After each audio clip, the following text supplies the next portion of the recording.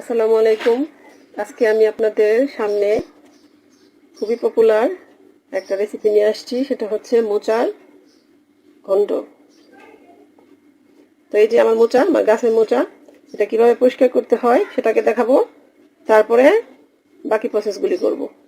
তো দেখুন দর্শক, এটাকে প্রথমে আমরা এরকম করে নিব।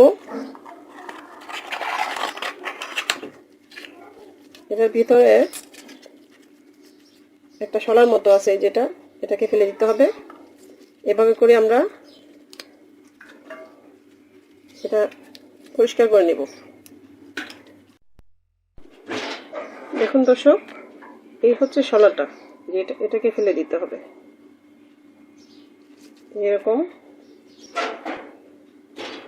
যেরকম শলার মতো এটা ফেলে দিতে হবে। এভাবে করে আমরা সবগুলোকে পরিষ্কার করে নেব।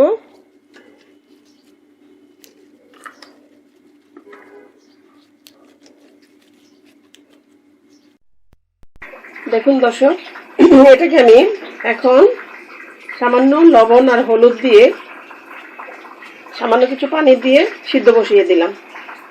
সিদ্ধ হয়ে গেলে পানি ছেঁকে এটাকে আমি বেটে নিব শিলপাটায়। দেখুন দর্শক, কলার মোচাটাকে আমি সিদ্ধ করে পানি ঝরিয়ে বেটে নিয়েছি। এখন রান্না করার পালা। তো কড়াইয়ে একটা প্যান বসিয়ে দিয়ে আমি 2 টেবিল চামচ তেল দিয়ে দিলাম। তেলটা গরম হলে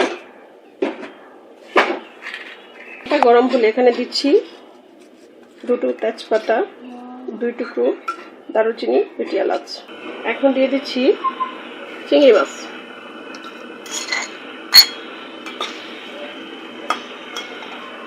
দিচ্ছি পেঁয়াজ কুচি।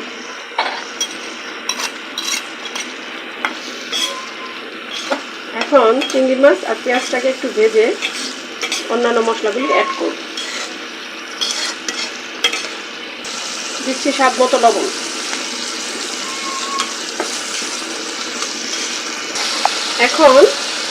এখন দিব রসুন বাটা আধা চা চামচ, আদা বাটা আধা চা চামচ। আদা রসুনটাকে ভালো করে কষিয়ে নিতে হবে। এখন দিচ্ছি গুঁড়া মশলাগুলি। 1 চামচ থেকে কম আধা চামচ মরিচ গুঁড়া,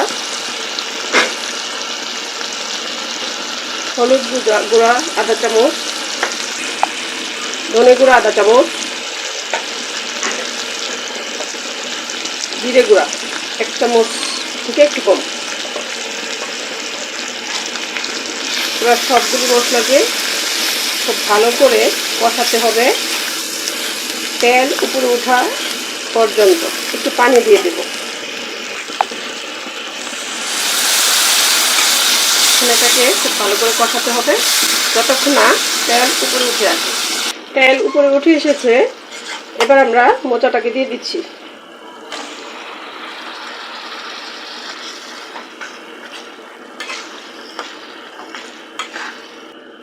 দর্শক, এটা খেতে খুবই মজার হয়।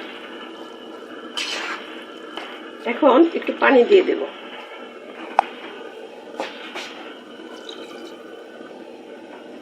পানি দিয়ে এটাকে ঢেকে দেব। 10 মিনিট পর ফিরছি। মোচাটা প্রায় হয়ে এসেছে। এখন আমি এখানে আধা চা চামচ গরম মশলার গুঁড়া দেব। দিচ্ছি 3-4টা কাঁচামরিচ।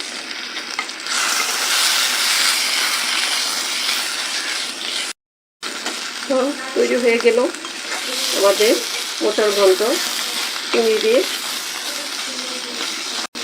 এখন পরিবেশনের পালা। তো দর্শক, তৈরি হয়ে গেল চিংড়ি দিয়ে মোচার ঘন্ট। আশা করি আপনাদের রেসিপিটি ভালো লেগেছে। ভালো লাগলে শেয়ার, লাইক, কমেন্টস করবেন। প্লিজ একটা সাবস্ক্রাইব করবেন। ধন্যবাদ সবাইকে।